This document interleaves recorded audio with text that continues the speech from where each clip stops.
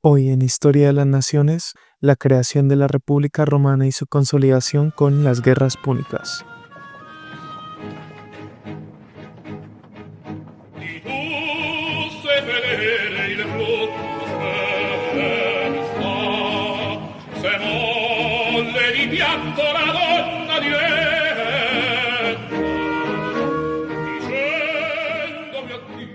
Bueno, y sí que sí comenzamos con la protagonista, la renombrada, la que todos hemos oído hablar, la Grande Roma. La Grande Roma, que en un principio no era imperio, era república. Y vamos a ver la conformación de esa república, su gobierno y cómo llegó a expandirse por todo el Mediterráneo y a ser el gran poder global que llegó a ser. Entonces, Roma se funda como república, digamos ya existía como ciudad antes de este momento, pero se funda como república en el 509 a.C. Y esto sucede cuando se libran de su rey. Roma antes era un reino y tenía un rey etrusco. Entonces los ciudadanos romanos se cansan de este dominio, se cansan de ser un estado vasallo de los etruscos y deciden tomar las riendas de su destino. ¿Cómo lo van a hacer? Van a conformar instituciones políticas que hoy son la base de nuestras propias instituciones políticas. Son realmente muy influyentes las instituciones que genera Roma, al punto de que todos los nombres que les voy a nombrar ahorita les van a sonar muy familiares, porque son los nombres que recibieron todas las instituciones que hoy manejamos en Occidente. Entonces, pues comenzamos con la institución más importante, ¿no? Digamos, la cúspide de la pirámide, que son los senadores, el Senado romano. Los senadores eran una institución que era, digamos, reservada para la aristocracia, ¿no? Roma tenía una cierta cantidad de familias que eran consideradas meritorias de tener miembros en el Senado, que eran los patricios. Los patricios, pues, eran gente que tenía una gens, digamos que venía de una familia de historia romana. Entonces, como eran, digamos, los fundadores de Roma, míticamente hablando, eran los que tenían derecho a formar parte del Senado. Pero estos senadores no llegaban al Senado, digamos, solo por linaje, sino que lo hacían por mérito. Esta es una de las claves del éxito de la República Romana. Digamos, ellos se centran mucho en que el que esté en el poder sea meritorio de estar en el poder, sin necesariamente ser un sistema democrático. Entonces esto funcionaba de la siguiente manera. Estaba el Senado, que digamos era el que tomaba las decisiones desde arriba, y cada año nombraban a dos individuos que iban a dirigir los destinos de Roma, que eran los cónsules. Entonces, teniendo dos, no concentraban el poder en las manos de unos pocos, sino que dividían el poder y lo iban rotando constantemente. Sin embargo, el cargo de senador era vitalicio. Cuando un patricio lograba llegar a senador, se quedaba en el Senado de ahí hasta que se moría y pues tenía todos los privilegios asociados al control del poder. Después tenían una institución que se llamaban los magistrados. Los magistrados sí podían ser elegidos de entre los ciudadanos de Roma. Obviamente para llegar a ser ciudadano pues ya tenías una serie de características, ¿no? Cuando a uno le hablan de la ciudadanía ateniense, por ejemplo, le hablan de una persona que es varón, es hombre, tiene que tener tierras y tiene que haber nacido dentro de Roma. Entonces, dentro de Atenas, en el caso de Atenas, más o menos las mismas condiciones se aplican a Roma. Obviamente se van a ir flexibilizando porque a medida que se va expandiendo la influencia romana, esta ciudadanía se va expandiendo a más territorios y digamos a más prestigio, pero digamos que las condiciones eran más o menos siempre las mismas en el sentido de que tenían que ser hombres y tenían que ser ricos y ser notables dentro de la sociedad romana. Estos ciudadanos, pues, eran parte de la plebe.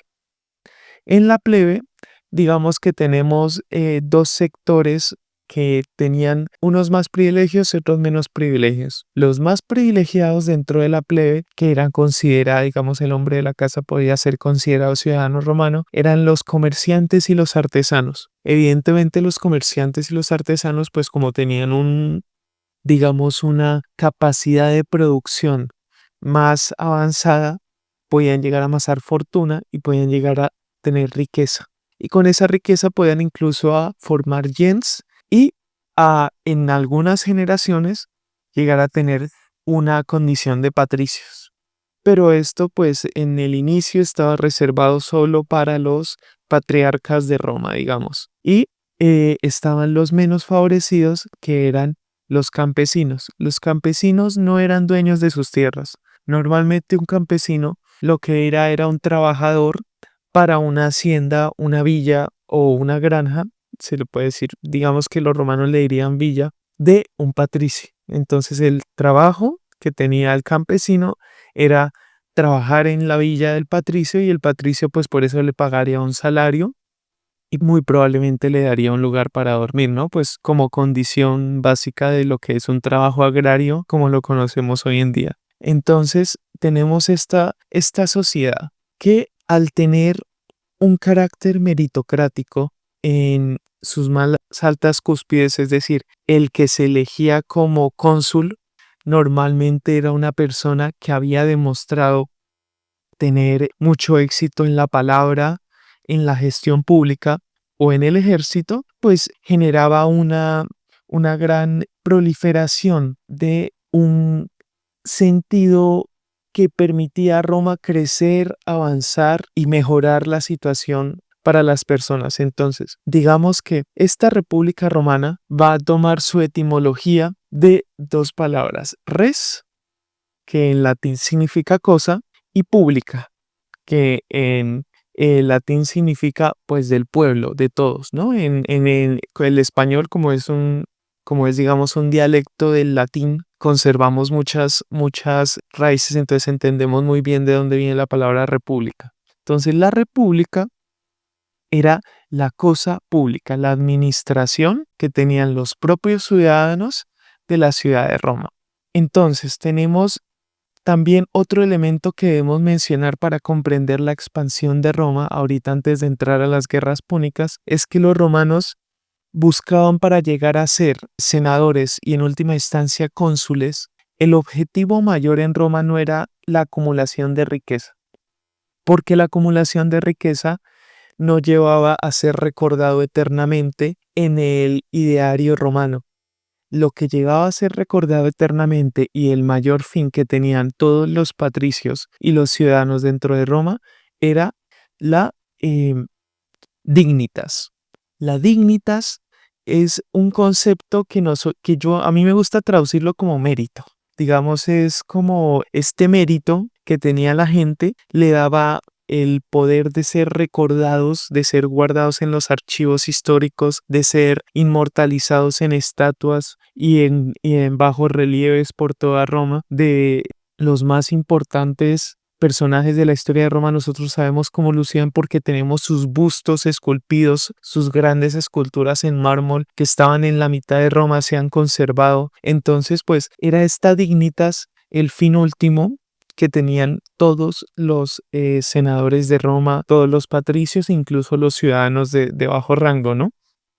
Entonces, esta dignitas se obtenía sobre todo con conquistas. O sea, la forma más fácil de llegar a ser recordado como una gran persona, más allá de, digamos, hacer aportes filosóficos o de llevar a Roma a un estadio, digamos, de bienestar para todos sus ciudadanos, que también daban mucha dignitas, lo que más daba dignitas era conquistar territorio. Esto nos da, digamos, una perspectiva de cómo funcionaba la sociedad romana para poder llevarlos a crecer tanto como crecieron. Entonces, pues digamos, durante sus primeros 200 años, Roma conquistó a todos los etruscos, como ya les dijimos en el capítulo anterior, y bajó hacia la parte, digamos, sur de la península itálica, y allá la conquista fue menos violenta porque se encontraron con territorios de lo que ellos denominaron la Magna Grecia. La Magna Grecia eran colonias griegas con las que los romanos se encontraron y vieron, digamos, un aporte cultural muy grande de Grecia entonces y sobre todo unas dinámicas comerciales y marítimas de tecnología marítima que dijeron los romanos, bueno, con los griegos nosotros vamos a hacer llavería porque ellos nos aportan mucha cultura, muchas técnicas, mucha tecnología y un desarrollo comercial interesante. Entonces, nosotros siendo fuertes, lo que vamos a decir es, vale, vengan, únansenos y nosotros les damos beneficios dentro del imperio. No los hacemos pagar tantos impuestos o no les hacemos pagar impuestos en absoluto. Somos, digamos, aliados, tenemos un gran ejército, nosotros los protegemos. Y ustedes pues dennos a sus filósofos para que den clase en nuestras academias dentro de Roma y para que eduquen a nuestros patricios. Entonces se da este fenómeno de intercambio cultural, ya sin siquiera los romanos haberse acercado, digamos, al Peloponeso y al mar Egeo y a todo ese núcleo de lo que era, digamos, el origen de la civilización griega. Entonces ya desde esos primeros inicios vemos que era un intercambio cultural con los griegos. Y siguen bajando y se encuentran con Sicilia. Y en Sicilia, por allá del año 250, encuentran a dos poblaciones griegas en Sicilia, Mesina y Siracusa, y encuentran a los cartagineses. Los cartagineses, que son una cultura muy diferente, hablan una lengua diferente y tienen costumbres diferentes. Entonces, los cartagineses, ¿quiénes son? Los cartagineses, ya hablamos un poco de ellos en el capítulo anterior, van a ser pueblos fenicios que construyeron una colonia en el norte de África que se llama Cartago, de ahí el nombre cartagineses. Entonces vamos a usar estos dos nombres de manera, digamos, indiscriminada a lo largo de nuestra historia. Entre cartaginés y fenicio son lo mismo. Y estos cartagineses no tenían ejército, eran una civilización absolutamente comercial. Su expansión era por medio del intercambio de recursos y almacenar riqueza. Y para sus defensas lo que hacían era contratar mercenarios. Mercenario el que fuese. Pero solo con este desarrollo comercial lograron controlar todo el Mediterráneo y imponer influencia tanto sobre las colonias griegas, tanto como sobre los romanos. Entonces, digamos que esta influencia que tiene Cartago se traduce en limitaciones comerciales, en tarifas y en general en obstaculizar todo lo que permitiese que Roma se volviese rica gracias al comercio. Entonces, pues obviamente esto a Roma le parecía harto y tal, pero pues eran todavía una nación muy pequeña, un pueblo que todavía no tenía cómo enfrentarse, pero ya cuando llegan a la Magna Grecia, pues ya tenían toda la península itálica y ven que dicen, les parece atractivo Sicilia. Entonces, digamos que ya tenemos dos potencias, una naciente y una establecida, que pueden chocar en cualquier momento. ¿Y cuándo se va a dar ese choque? Ese choque se va a dar con un detalle muy particular. Imagínense que en la isla de Sicilia existían unos pueblos, digamos, medio bárbaros que invaden a Mesina. Estos se llamaban mamertinos. De hecho, de ahí viene la palabra mamerto, como insulto, dentro del español.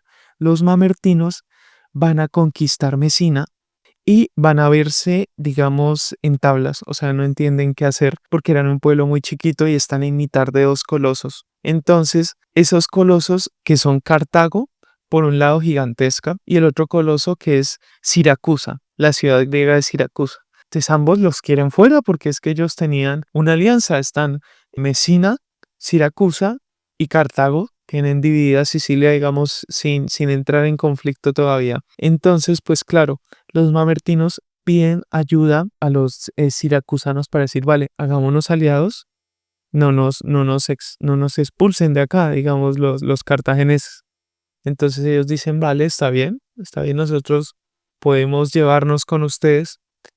Y entran los habitantes de Siracusa a intervenir ahí a ver qué pueden hacer con la cuestión mamertina, ¿no? Pero esto a Cartago no le va a parecer bien y va a intervenir, va a decir, no, nosotros vamos a echar a los mamertinos, no nos parece que estén acá. Entonces los mamertinos, viéndose acosados por un poder tan grande como Cartago y siendo Siracusa un aliado de Roma, entonces deciden llamar a los romanos, romanos, vengan y ayúdenos. Entonces este va a ser el casus belli que va a desencadenar la Primera Guerra Púnica. Un conflicto entre un pueblo menor y toda Cartago, digamos. Y entonces este conflicto va a ser muy curioso al inicio porque los romanos no tenían flota. no tenían flota militar, o sea, tenían sus barquitos y tal para comercial, pero nada en comparación con Cartago, que se dedicaba al comercio y que tenía todo el Mediterráneo controlado. Entonces, claro, los cartagineses les llevaban demasiada ventaja. Los romanos dicen, bueno, digamos, llevan tropas a Sicilia como buenamente pueden y comienzan a conquistar territorios sicilianos y les comienza a ir bien. De hecho, casi toman toda Sicilia, pero tienen un lío de hambre porque no les llegan los suministros lo suficientemente rápido, porque sin flota, ¿cómo le llegan los suministros a una isla? Entonces, pues los romanos dicen, juepuerca, ¿qué hacemos? Nos toca construir una flota a la altura de la flota cartaginesa. Entonces van a tener un golpe de suerte los romanos. Una nave muy particular, que es la nave con la que se van a pelear todas estas guerras, se llama el Quinque Reme, encalla en Roma. Y encalla perfecta, encalla enterita. Entonces los romanos pueden copiar perfectamente y crean en solo 2 meses, crean una flota gigantesca. Crean una flota de más de 120 buques Quinque Reme. Quinque Reme se llamaba Quinque, pues de la etimología 5, remos, Quinque Reme. ¿Por qué? Porque tenían 5 pisos de remeros para poder impulsarse. Entonces, ¿cómo era la guerra con un Quinque Reme? Para que ustedes me entiendan. Tenían 120 de estos barcos. Estos barcos eran unos barcos gigantescos, como de unos 45 metros de largo, 5 metros de ancho y una altura sobre el nivel del mar de 3 metros. Entonces, estos barcos estaban equipados con 2 velas, una para la dirección y otra para el impulso, una vela grande para el impulso, y tenían en su punta una gran mascarón de proa en bronce. Entonces, ¿qué permitía ese mascarón de proa sólido? La guerra se peleaba de la siguiente manera. La idea era maniobrar alrededor de los barcos del enemigo y con el mascarón de proa atravesarlos, pincharlos. Entonces, este mascarón de proa era lo suficientemente fuerte y con la fuerza, digamos, de cientos de hombres dentro del quinquerreme remando y remando, eran capaces de romper el barco enemigo y hundirlo. Entonces, las guerras, imagínense, así eran muy contundentes porque hundían un barco y chao, y te ahogabas. No había opción de huir como si lo había en un campo de batalla. Eran muy brutales estas guerras. Entonces, Roma logra desarrollar esta flotota de 120 barcos y comienzan a enfrentarse con los cartagineses. Entonces, pues digamos que los romanos desarrollan la tecnología, pero no tenían la práctica. Al inicio pierden muchas batallas con los cartagineses porque ven que nada, que logran cogerles el tiro. Los cartagineses son más rápidos, se saben las maniobras, entonces les acaban destruyendo un montón de barcos a los romanos y los romanos no hayan qué hacer. Entonces ellos desarrollan un invento plenamente romano, uno de los primeros, porque ellos eran más de copiar que de desarrollar tecnología propia. Le meten a los barcos un desarrollo que se llama un corbus. Le llaman los romanos el cuervo. El corbus era una especie de puente elevado con un pincho en la punta. Entonces, ¿qué hacían los romanos? Los romanos eran mejores guerreros en tierra. Entonces, los que hacían era acercarse lo más posible a las embarcaciones fenicias, soltar el corbus, que el corbus, digamos, pinchase y agarrase el barco enemigo para no tener que hacer una maniobra, digamos, tan sofisticada como desde la distancia llegar a investirlos. Simplemente se acercaban, soltaban el corbus y los abordaban. Y claro, los fenicios no eran buenos guerreros de tierra, eran buenos guerreros en el mar. Entonces, cuando un romano lograba agarrar a un barco fenicio, lo destrozaba. Llegaban y los destrozaban digamos, en su terreno, que era el combate mano a mano.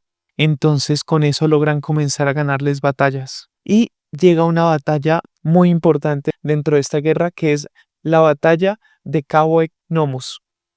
Ecnomus, así como con CN, Ecnomus. Esta batalla se dice, digamos, según las crónicas romanas, que fue la batalla más grande de la antigüedad. Teníamos a un total 330 quinquerremes del lado de la República Romana contra 350 del lado de los fenicios. Entonces, esta batalla, ¿cómo se va a desarrollar? Imagínense que los fenicios deciden encadenarse para no romper la formación y que no se pudiesen acercar los romanos a arremeter con el Corvus, ¿no?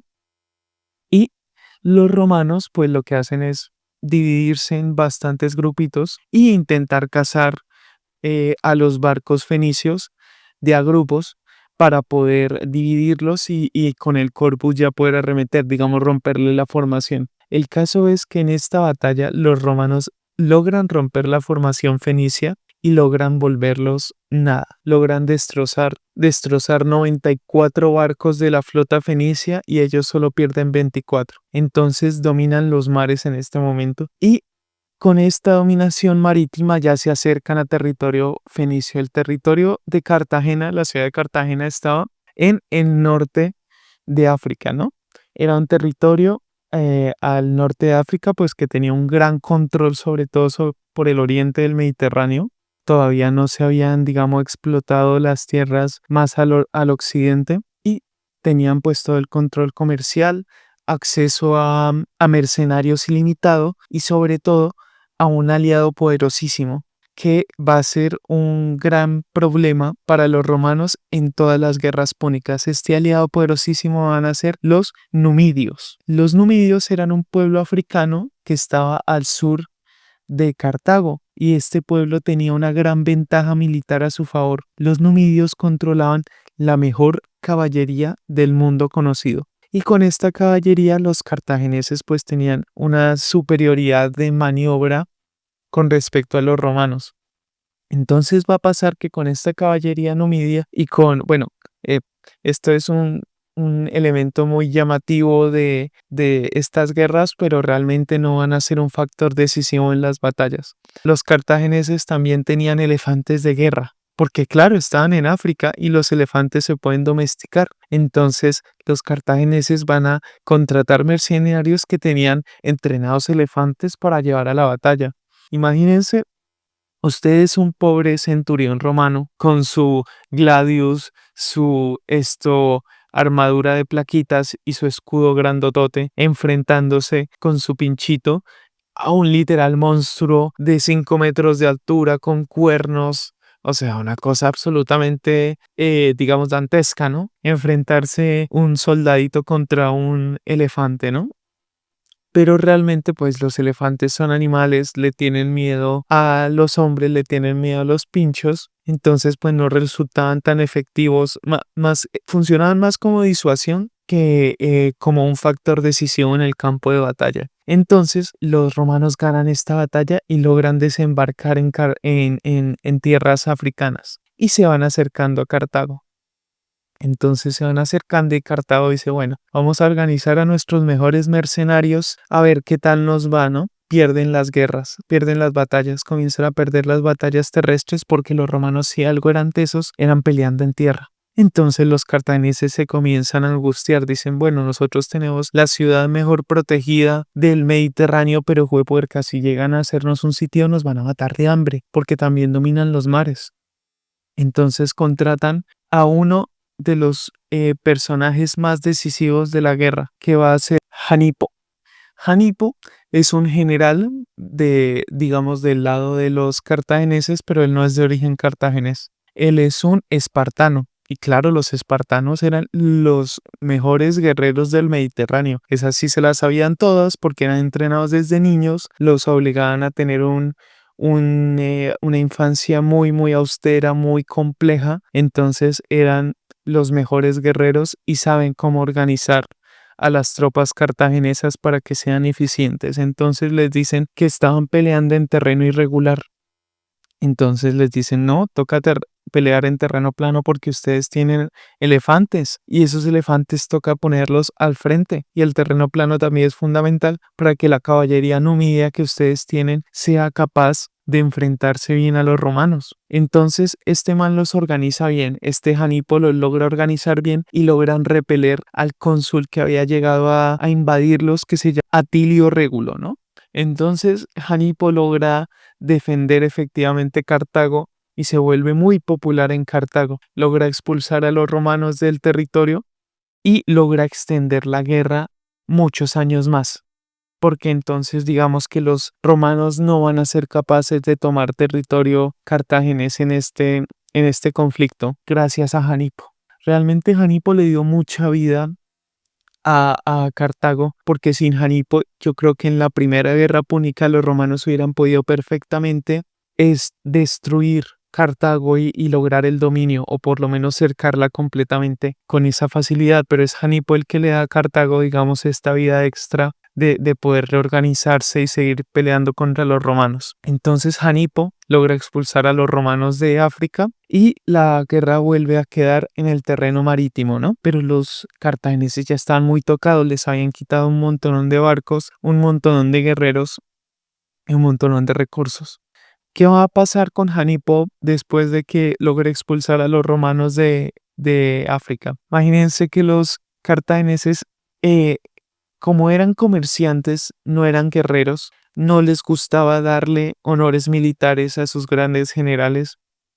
Entonces, porque sentían que les podían quitar poder, ¿no? Entonces expulsan a Janipo porque estaba ganando mucha popularidad y podría haber llegado ciertamente a ser rey de Cartago, y eso es algo que no querían el consejo comercial, ¿no? Que dirigía a Cartago. Entonces expulsan a Janipo, así le pagan por haberlos defendido de los romanos, y este va a ser realmente el gran pecado de los fenicios que va a terminar con su destrucción, el no saber, digamos, darle mérito a los que la defienden, como si pudo hacerlo Roma, porque Roma sí tenía en gran estima a sus guerreros, les daba la dignitas, les daba el legado digno de su aporte a la expansión de Roma, ¿no? Entonces, bueno, la guerra, la primera guerra púnica se extiende y se extiende durante varios años. Entonces imagínense que la guerra continúa en el mar, se tienen que retirar los romanos del territorio africano y devolviéndose para Roma los agarró una tormenta. Y la tormenta les destruye la flota y los romanos pierden a 100.000 soldados y a lo que le quedaba de flota después después de la batalla que vimos ahorita. Entonces imagínense, los romanos quedan sin flota, quedan absolutamente desposeídos, ¿no? Pero tenían todo el ímpetu, acaban de tener muchas victorias, entonces reconstruyen la flota rapidísimo, de nuevo en 3 meses la tienen vuelta a armar. Y los romanos están más fuertes que nunca, entonces siguen peleando con los cartagineses en el mar, pero comienzan a perder porque los cartagineses pues seguían manejándose muy bien y los romanos pues estaban ya más debilitados, habían perdido a muchos soldados experimentados, y entonces llega otra tormenta. A los romanos se les vuelve a destruir la flota que acaban de construir y se vuelven a quedar sin flota por otra tormenta. Esto pasó 3 veces. 3 veces seguidas los romanos pierden toda su flota por tormentas y la vuelven a reconstruir. Pero claro, esto les consume un montón de recursos que hacen que los romanos no estén en sus plenas capacidades para seguir peleando con los fenicios. Pero en tierra, en Sicilia, siguen haciendo avances y siguen peleando y conquistan casi toda la isla. Pero va a haber un personaje muy importante que va a comenzar a hacerles guerra de guerrillas, a ponerles obstáculos, y pues como estaban en una isla necesitaban suministros constantes desde Roma, que con las pérdidas de sus flotas pues no siempre estaban disponibles. Entonces este man les va obstaculizando el avance, y este man es muy importante, tenemos que recordarlo. Se va a llamar Hamilcar Barca. Este es otro personaje fundamental. Digamos que sin su familia, Cartago tampoco hubiese dado mucho de sí en estas guerras, porque es que si fuese por los cartagineses no tenían la voluntad para ponerse de lleno a pelear en las batallas. Entonces este Hamilcar va a ponerse a pelear y a pelear la guerra de guerrillas, a no dejar que Roma conquiste toda Sicilia, pero el caso es que Roma es imbatible y va avanzando y conquista toda Sicilia. Entonces, digamos que hay una última batalla definitiva, marítima, que logran ganar los romanos. Esta batalla es la batalla de Aegates, que logra ganar Roma, y ya estando Cartago tan debilitada, ya no podían más, pues digamos que se retiran, firman la paz con Roma, y dejan a este Hamilcar que reciba, digamos, las condiciones de rendición. Las condiciones de rendición pues son bastante duras. Las guerras no se dejan de pelear si no hay, digamos, un aporte grande de parte del vencido o una victoria total. El caso es que los cartagineses tienen que pagar cada año una cantidad de oro y plata gigantesca hasta cumplir una deuda de guerra extensísima y tienen que ceder Cerdeña y Córcega, que también estaban en dominio de los cartagineses para Roma porque Roma, digamos, que los amenaza a volver a entrar en guerra si no se la ceden. Entonces Cartago llega y dice, bueno, también le cedemos Cerdeña y Córcega. Hamilcar, que es al que le toca lidiar esta guerra en Sicilia, lucharla toda, y ve que los cartagineses no le dan más recursos, no le dan más apoyo, pues queda muy frustrado, queda frustradísimo, dice, no, ¿cómo así? Yo dediqué mi vida a defender Cartago y no me apoyaron, no me dieron nada, no me dieron mayor cosa. Entonces él va a quedar con un profundo rencor y va a decidir después de la Primera Guerra Púnica, irse a España, al territorio de la península ibérica, y comenzar a fundar más provincias de los fenicios. Pero estas provincias eran muy independientes, digamos que los fenicios no eran un imperio. Como les dijimos en el capítulo anterior, entonces pues no se preocupaban tanto por estar pendiente de colonias, solo les interesaba comerciar con ellas. Entonces pues Cartago comienza a comerciar con las provincias en Hispania, pero no se preocupa, digamos, de controlarlas políticamente.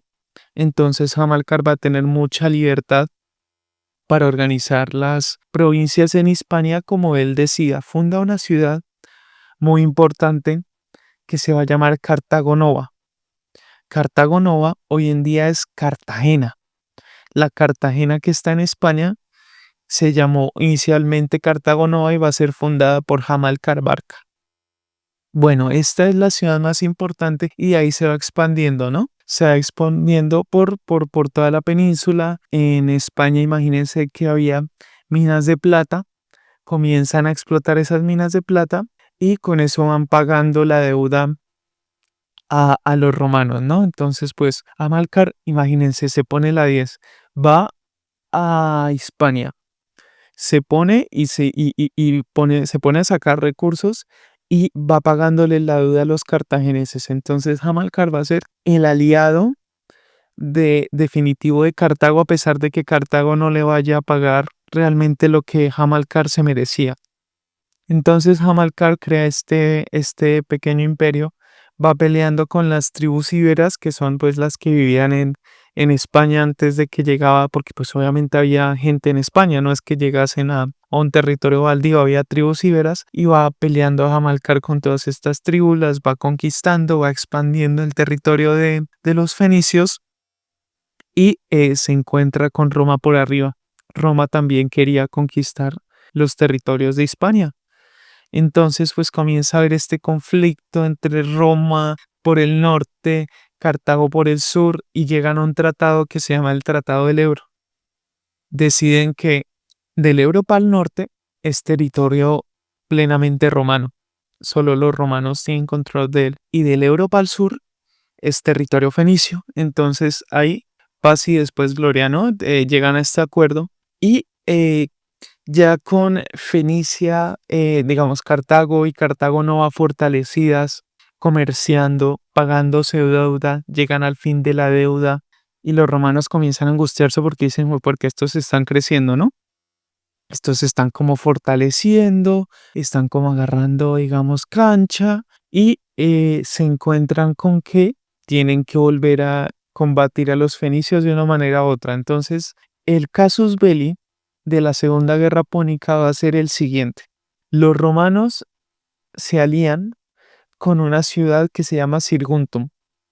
Sirguntum está al sur del Ebro, entonces está en territorio fenicio, pero supuestamente era llavería de los romanos. Entonces, más o menos lo que va a suceder es que los romanos van a permitir que los cartagineses invadan Sirguntum Y ellos se van a indignar muchísimo porque cómo les van a invadir a los aliados.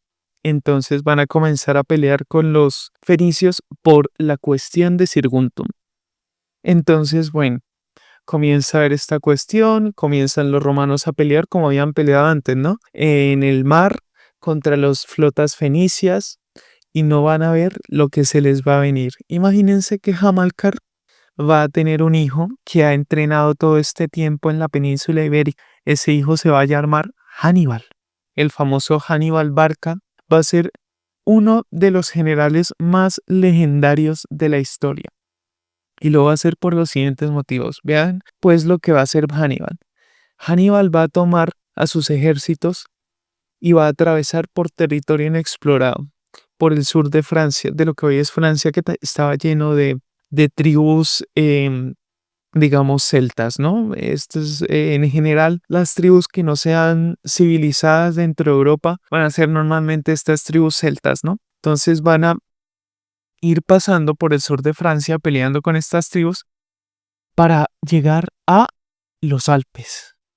Hannibal, su más grande logro va a ser cruzar los Alpes. Y cruza los Alpes con elefantes de guerra y con un ejército de 40.000 soldados peleando también con tribus que estaban en los Alpes, ¿no? Durante el invierno prácticamente, porque cuando llega le coge el tarde, como le suele coger el tarde digamos, a todas las campañas militares, llega comenzando el otoño y le toca hacer el cruce en otoño, casi invierno, de los Alpes. Entonces logra cruzar los Alpes Hannibal y se les cuela al rancho a los romanos. Entonces los romanos están angustiadísimos, imagínense, se les coló un gran general que acaba de hacer un cruce inaudito y que tiene elefantes de guerra y que va a destruir toda la península itálica. Pues entonces, en un inicio, pues llega Hannibal, pero llega muy débil. Llega muy débil porque, imagínense, hizo tremendo viaje, perdió muchos soldados en el viaje hasta la península itálica y necesita reponer soldados. Pero él sabía una cosa, sabía que el norte de Italia no estaba completamente conquistado por los romanos. Al norte de Etruria habían tribus celtas que él va a convencer de unirse a su lado porque ellos estaban en contra de los romanos y los celtas también estaban en contra de los romanos, ¿no? Porque los estaban conquistando. Entonces él se gana el favor de los celtas de una manera muy, muy particular. Digamos, les ofrece unirse a sus fuerzas porque si no los ataca. Entonces, Hannibal es un general demasiado poderoso, demasiado, digamos, hábil a la hora de organizar a sus tropas, de generar desventajas en el enemigo. Entonces, solo con destruir una tribu celta, una pequeña aldea celta, los celtas se dan cuenta de que o es con Hannibal o es contra los romanos y los romanos nos han hecho más daño. Entonces deciden que es con Hannibal y comienzan a bajar el nuevo ejército celta de Hannibal comienza a bajar por la península. Ustedes se preguntarán, ¿por qué? Cómo hizo Hannibal para organizar a hombres que no hablaban su lengua, que no tenían, digamos, relación cultural con él? Pues Hannibal a esto ya estaba muy acostumbrado porque acuérdense que los fenicios no tenían ejércitos propios, sino que contrataban mercenarios y los mercenarios eran de otros pueblos. Entonces Hannibal tenía mucha experiencia organizando a hombres con los que no podía comunicarse verbalmente. Él va a ser un general que va a tener ese carisma que va a ser capaz de transmitir solo con actos y no tanto con la lengua. Evidentemente también usaba traductores, se conseguía a los que podían hablar, digamos, al celta que hablaba latín y él llevaba al fenicio que hablaba latín, entonces a través de ellos se podía comunicar, ¿no? Pero va a ser una comunicación sobre todo con actos de fuerza, los que van a permitirle a Hannibal llevar el liderazgo de sus ejércitos. Entonces Hannibal va a conquistar, digamos, todo el norte de Italia, pero va a tener que moverse rápido hacia el sur para que sus aliados celtas no se molesten con él, porque pues claro, estando él asentado en el norte, con aliados celtas está consumiendo recursos todos los días que tienen los celtas. Entonces, pues obviamente se pueden hartar de que él esté con sus ejércitos consumiéndole recursos y digamos, causando hambre en su pueblo, ¿no? Entonces se tiene que comenzar a mover hacia abajo. Hannibal, durante toda esta guerra, va a ir matando cónsules porque los cónsules son los que van al frente del ejército y Hannibal va a ser capaz de quitarle la vida muy fácilmente. Y para esto los romanos va a ser muy, muy duro. Entonces imagínense que Hannibal agarra camino hacia abajo y mandan los romanos otros dos cónsules a que les hagan frente, ¿no? Pero estos dos cónsules pues van a tomar las dos posiciones por las que piensan que puede avanzar Hannibal, ¿no? Que no son las más, que son las más evidentes, ¿no? Los pasos más seguros. Pero hay una tercera ruta que va a ser la que va a tomar Hannibal.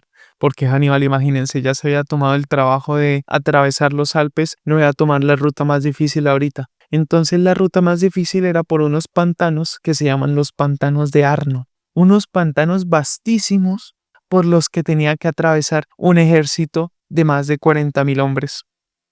Entonces va a ir bajando por estos pantanos. Es un trayecto de más o menos entre 3 y 5 días marchando sin poder sentarse porque están hasta el cuello en barro los pobres soldados de Hannibal. Y pues en unas condiciones de insalubridad absolutas, son 3 días que no se pueden sentar, son 3 días de marcha continua, son 3 días de tener que avanzar, digamos, con el soldado de enfrente muriéndose del sueño y también haciendo sus necesidades. O sea, son unas condiciones bien, bien, bien adversas las del cruce del pantano de Arno. A tal punto que a Hannibal le va a dar una infección en un ojo. Y esto, Hannibal, pues obviamente no había ni con qué limpiarse ni cómo limpiarse atravesando un pantano pues tan grande y tan insalubre, ¿no? Entonces imagínense que lo que va a resolver Hannibal va a ser quitarse el ojo. Entonces, si ustedes buscan en internet, digamos, ilustraciones de Hannibal, lo encuentran a veces con parche o a veces pues con sus dos ojos, pero muchas veces lo van a encontrar con un parche pues porque el man era tuerto, el man tuvo que perder un ojo en esta campaña por este motivo que les cuento. Entonces Hannibal logra hacer el cruce y sigue avanzando. Y con este cruce, pues ya tenía prácticamente a Roma a tiro de piedra. Llega un cónsul que lo intenta atacar a la vera de un lago y Aníbal le tiende una emboscada que lo logra matar a él y a todas las legiones. Entonces Roma se ve angustiadísima porque va perdiendo una cantidad de soldados inmensa y no haya qué hacer. Pero entonces Aníbal no va a atacar a Roma directamente, se va a ir al sur y va a ir conquistando, digamos, población por población, va a ir dándole a sus soldados botín de guerra en el sur y lo que va a ir haciendo es ir mellando las líneas de suministro de Roma, ¿no? Entonces Roma queda, juepucha, angustiadísima porque va perdiendo soldados y va perdiendo soldados y va perdiendo recursos y recursos. Y entonces Roma lo que hace es agarrar a un cónsul muy respetado de su momento y decirle, bueno, tú vas a ser nuestro dictador porque estamos en una crisis muy tremenda. La figura de dictador en Roma, digamos que no es la que entendemos hoy. El dictador va a ser el encargado de dirigir Roma en tiempos de crisis durante un periodo definido, ¿no? Acotado. Entonces dicen, usted va a ser nuestro único cónsul supremo y vas a tener el título de dictador mientras solucionamos la crisis, pero no es que acabemos con la república, sino que necesitamos una sola cabeza que dirija toda Roma, digamos, con un solo norte, ¿no? Entonces, este dictador se va a llamar Flavio y Flavio era un tipo muy sabio. Se da cuenta que con Hannibal enfrentarlo directamente es pérdida porque él siempre gana, les está ganando siempre. Entonces, pues lo que dice Flavio es, vale, Hannibal pues nos está ganando cada vez que nos enfrentamos con él, pero él está atrapado en Roma. Él no tiene suministro de recursos. Él lo que está es menguándonos y menguándonos, pero él depende de ganarnos batallas para seguir haciendo que sus soldados sean más fieles a él y que pues digamos que él se fortalezca, ¿no? Pero si nosotros no peleamos con él, pues él no tiene la posibilidad de ir ganando fuerza e irnos menguando. Entonces lo que vamos a hacer es dejarlo sin enfrentarlo. O sea, cuando él se acerque a nuestras legiones, nosotros nos alejamos. Y alejándonos, lo vamos aislando. Y él estando aislado ve que no tiene qué hacer y pues se va debilitando y cuando ya esté muy débil, pues ahí sí lo podemos capturar. Pero el lío va a ser que a los romanos esta estrategia les parece terrible, porque ellos lo que quieren es, digamos, alcanzar esa dignitas en batalla, ¿no? Vencer a Hannibal mano a mano con todo lo que tienen y demostrar su propia valía. Entonces Flavio va a comenzar a tener cada vez menos popularidad y menos popularidad. Y van a ver como que pues esto no les gusta a los romanos, no les gusta esta estrategia tan, digamos, tan cobarde a sus propios ojos. Entonces, pues dicen, no, esto está muy, muy harto, Flavio, te vamos a tener que retirar del poder porque es que no consideramos que tú estés cumpliendo la talla, sentimos que eres un vago porque no te quieres enfrentar a Hannibal, te pusimos para que lo derrotases y tú lo que estás haciendo es huirle, entonces, pues no. Además, a este fenómeno de que los romanos pues lo que querían es ir y enfrentarse con Flavio y Flavio no, nada que les da cancha. Ellos decían pues no, pues esta vaina está muy harta, esta vaina está muy harta, no va a ningún lado, vamos perdiendo nuestras granjitas, vamos perdiendo nuestros suministros, no, entonces Flavio te tenemos que poner y vamos a poner otro dictador. Entonces pues lo que organizan los romanos ahora es una estrategia mucho más directa, dicen bueno. Vamos a equipar a todos los varones que tengamos. Les vamos a dar las armas y los escudos para que vayan y peleen. Y los vamos a organizar en una sola gran batalla. 80.000 soldados logra reclutar Roma y pues Aníbal solo tenía 40.000 soldados. Prácticamente los duplicaban. Digamos, se alinean para enfrentarlo en un terreno en el que Hannibal no pueda hacer nada, no pueda inventarse trucos, no puede emboscarlos desde los lados, no puede tenderles trampas. Y entonces dicen, pues bueno, si vamos todos 40.000 contra 80.000, tenemos que ganar porque es que nosotros somos mejores soldados, hemos entrenado mejor, tenemos las mejores armas, ¿cómo nos va a ganar Hannibal en combate directo? Entonces es el caso que los romanos logran organizar que la batalla se dé en Canae. Canadá es un territorio que queda actualmente, digamos, en el tacón de Italia, que es una región que se llama Puglia. Bueno, entonces allá se va a organizar la batalla definitiva en la que los romanos van a derrotar a Hannibal, van a plantarle cara, van a ser los vencedores, van ellos convencidos de que lo tienen todo ganado y Hannibal, pues los soldados nerviosísimos, claro, porque imagínense, se van a enfrentar el doble de soldados contra nosotros, digamos que no hay escapatoria, no hay por donde podamos emboscarles por los lados que va a organizar Hannibal para que nos podamos enfrentar a un ejército tan grande, ¿no? Entonces Hannibal, pues primero les va a dar, los va a llenar de confianza con su actitud segura y va a organizarlos de una manera que va a poner a su formación más débil en el centro y al frente, y a sus más fuertes en los lados y atrás. Entonces, ¿qué pasa con esta formación? Esta formación lo que le permite a Hannibal es que es muy contraintuitiva. Normalmente, un general lo primero que hace por intuición es poner a sus fuerzas más, digamos, contundentes para que no rompan la línea en el frente, porque cuando se rompe la línea es cuando se pierden las batallas en la antigüedad. Entonces, con esta formación lo que va a pasar en la batalla es lo siguiente. Los romanos primero lo que hacen es espantar a la caballería numidia de Hannibal. Entonces no la va a tener a su favor en esta batalla. Y van a ir con pura infantería contra su infantería. Entonces, ¿qué van a hacer? Van a empujar, comenzar a empujar y a empujar y a empujar y a empujar el centro de la formación de Hannibal y les van cogiendo terreno y terreno y terreno y van retrocediendo, ¿no? Entonces retroceden de tal forma que se va haciendo una especie de arco con la formación que tenían los romanos, va empujando la formación de Hannibal y los va aprisionando porque las fuerzas de los lados eran más fuertes, entonces les comienzan a invadir por los lados, digamos, a los lados de la formación romana. Y para el final de la batalla, la caballería numidia es capaz de regresar. Digamos, ellos habían salido en huida de la caballería romana, dan una vuelta y logran atrapar al ejército romano por detrás. Entonces el ejército romano de 80.000 hombres queda absolutamente atrapado en una formación que no los deja moverse, que no los deja atacar. Y están absolutamente encerrados y no hay por dónde escapar. Y Aníbal lo que ordena es que los exterminen. El exterminio del ejército romano en Cannae va a durar más de 5 horas. Los romanos van a ser absolutamente aniquilados por las fuerzas de Hannibal. Los soldados de Hannibal van a estar absolutamente exhaustos después de matar y matar y matar. El caso es que de Cannae van a sobrevivir escasamente 5.000 soldados. Se estima que solo en esta batalla perdieron los romanos al 20% de sus hombres en edad de luchar en toda la península itálica.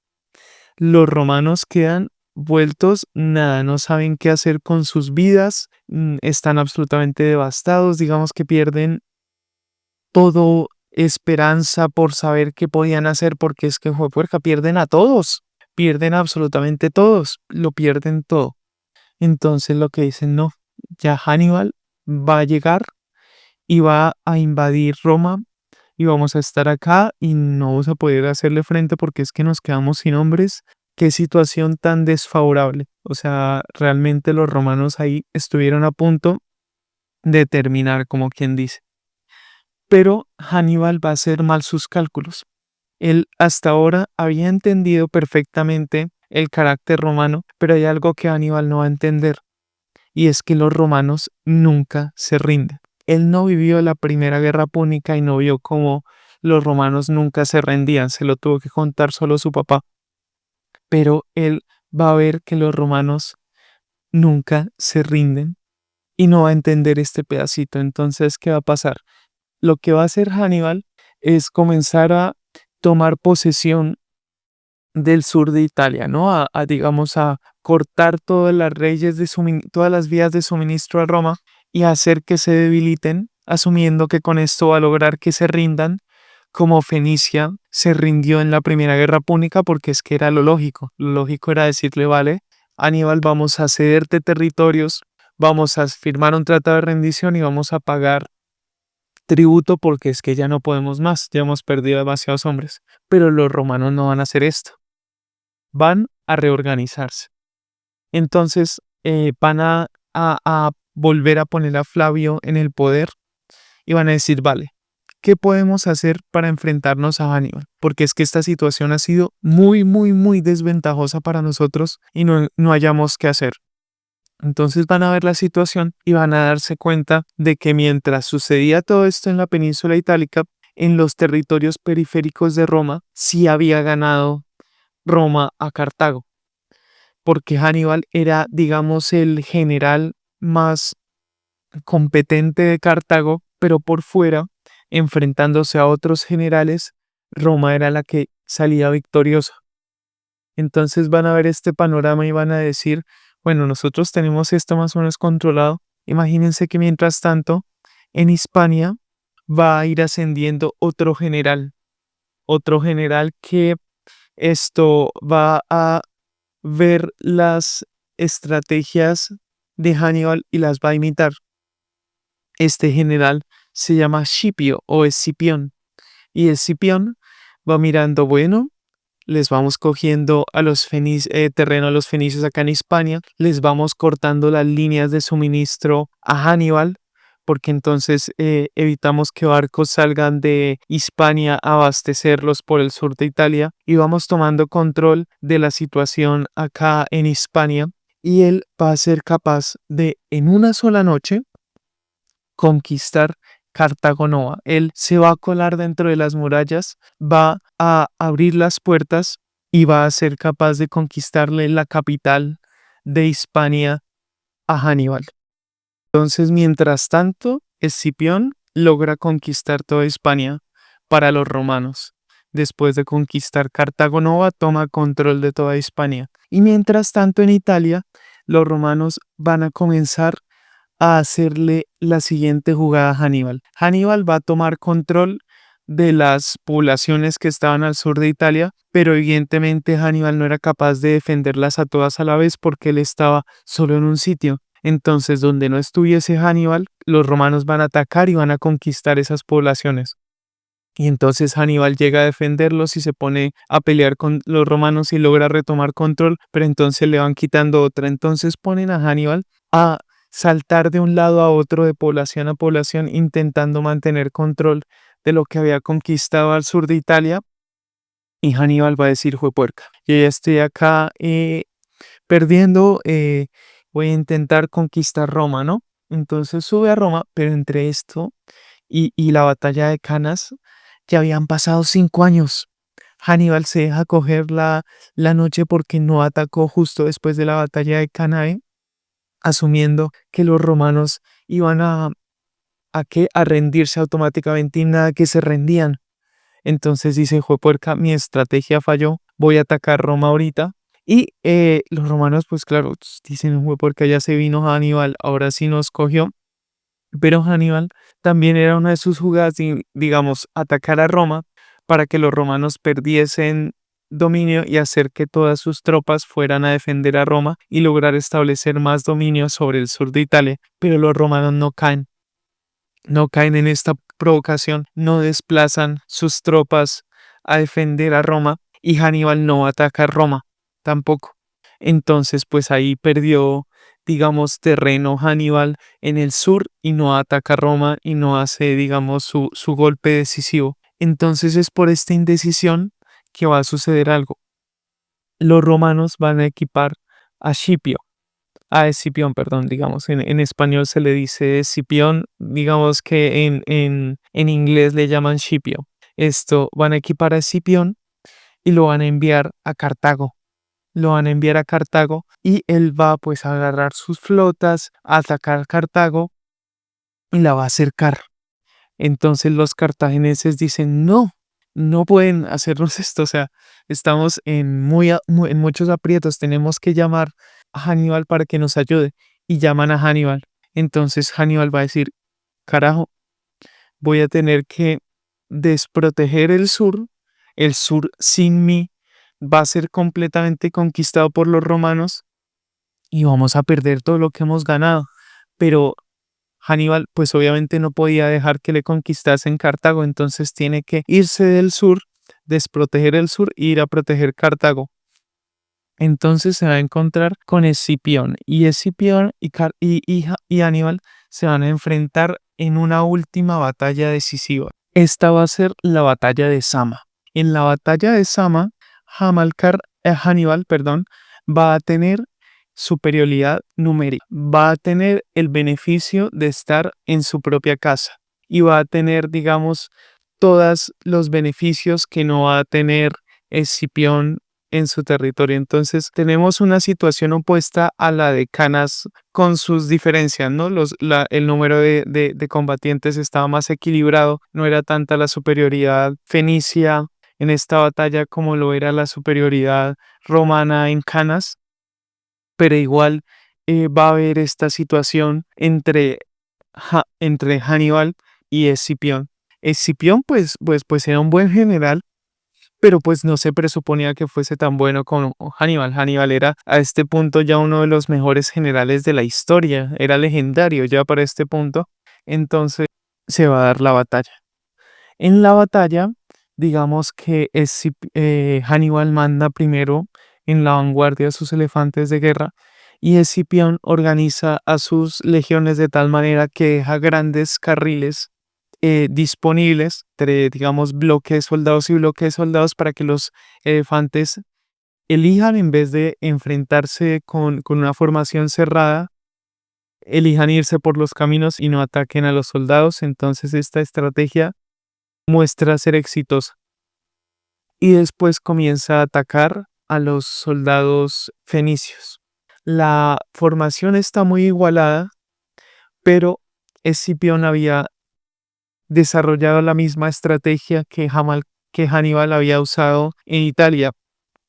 pone a sus combatientes más débiles en el centro y deja que los más fuertes encierren a los combatientes fenicios. Sin embargo, Aníbal, pues también era muy inteligente, había hecho lo mismo y la batalla termina un poco igualada. Sin embargo, los romanos van a tener en esta batalla caballería numidia porque ya van a estar en territorio africano y van a hacer alianzas con los numidios para poder tener esta caballería en la batalla.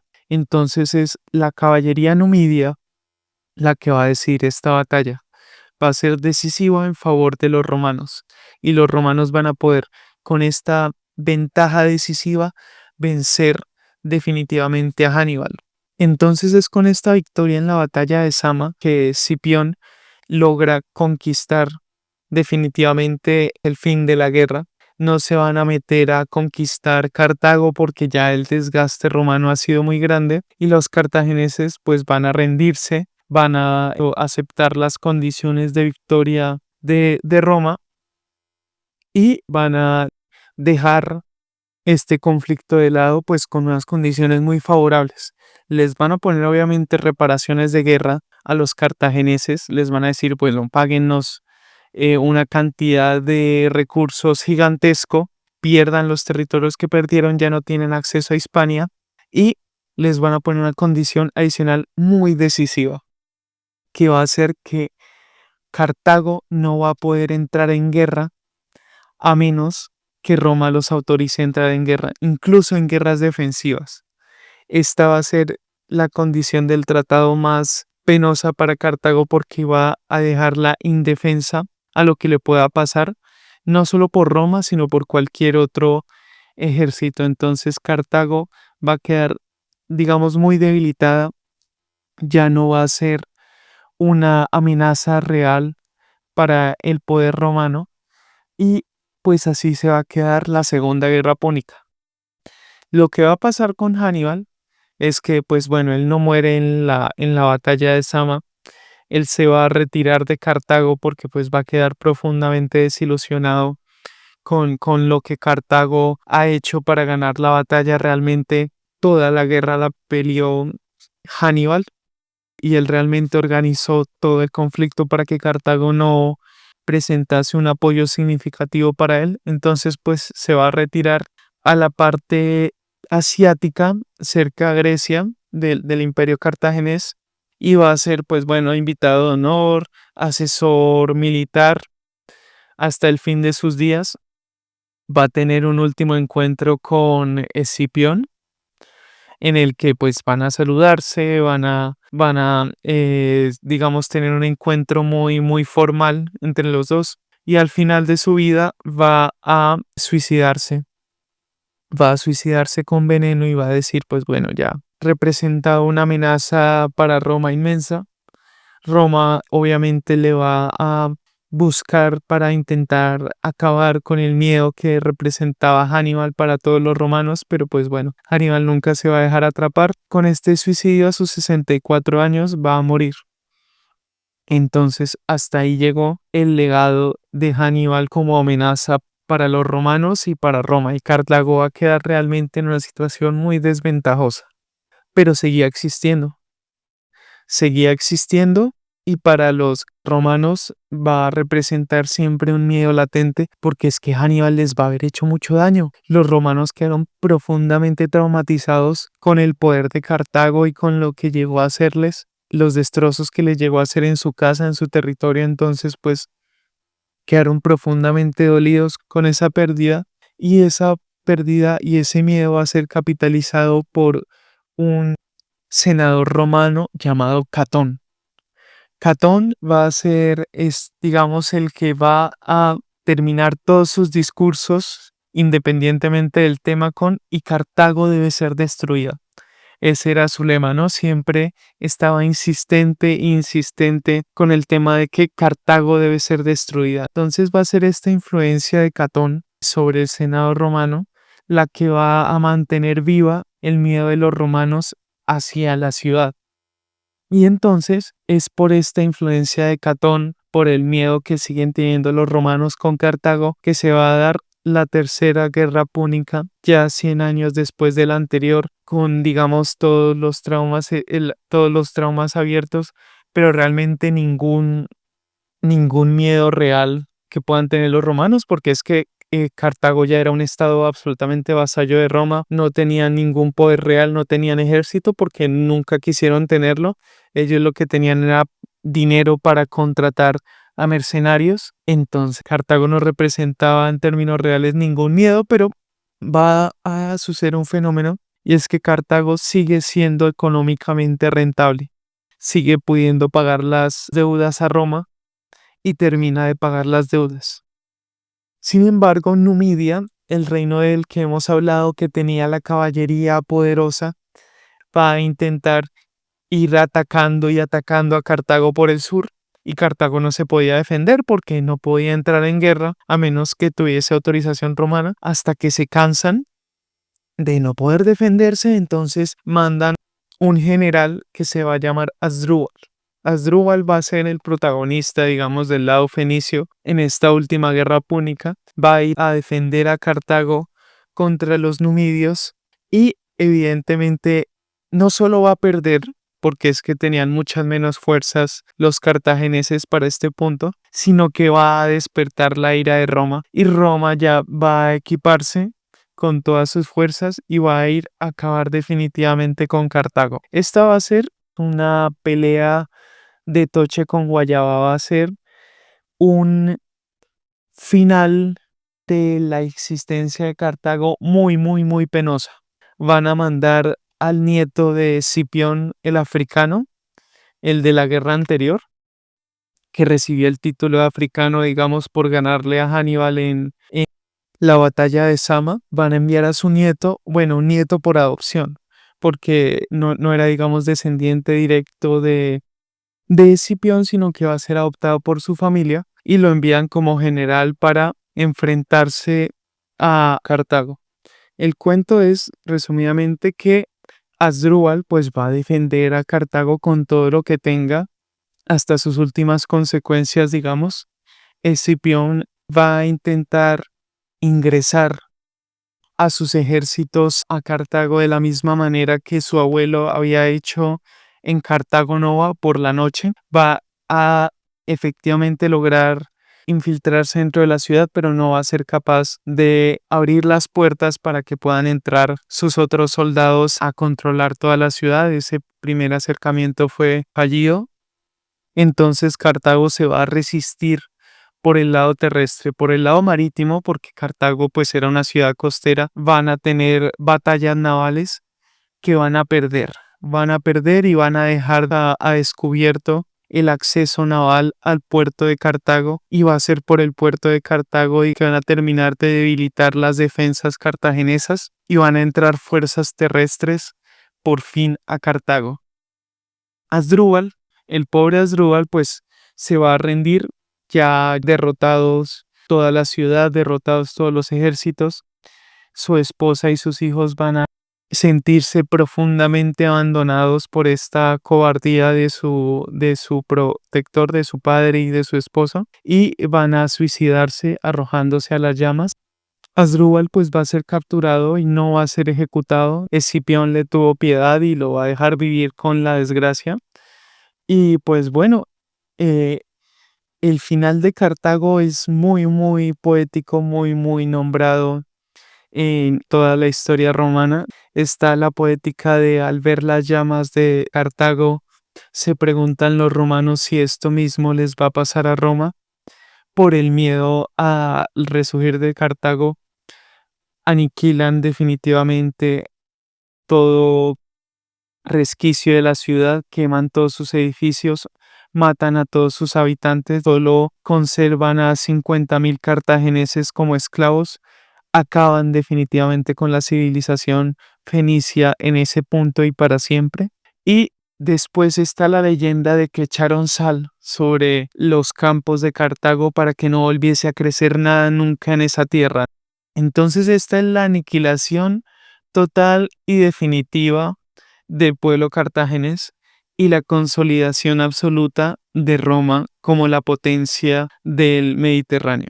Es a partir de este punto que los romanos van a comenzar a decir, este es el Mare Nostrum, este es nuestro mar, porque controlaban todas sus costas desde las columnas de Hércules, que era como le decían al estrecho de Gibraltar en el extremo español del mar Mediterráneo, hasta las partes más orientales que dan con el Líbano y con todos esos confines.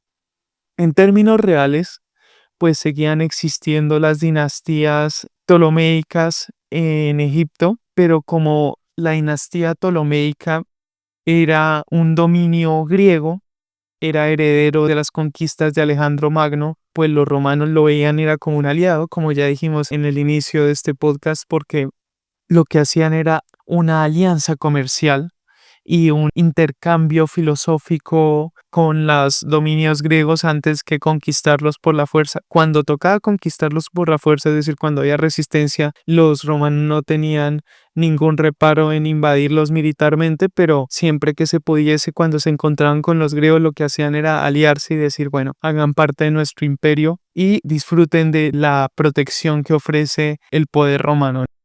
Entonces es con esta Cartago en llamas ante los ojos de Escipión que terminamos este segundo capítulo de la historia de Italia y este relato de la República Romana.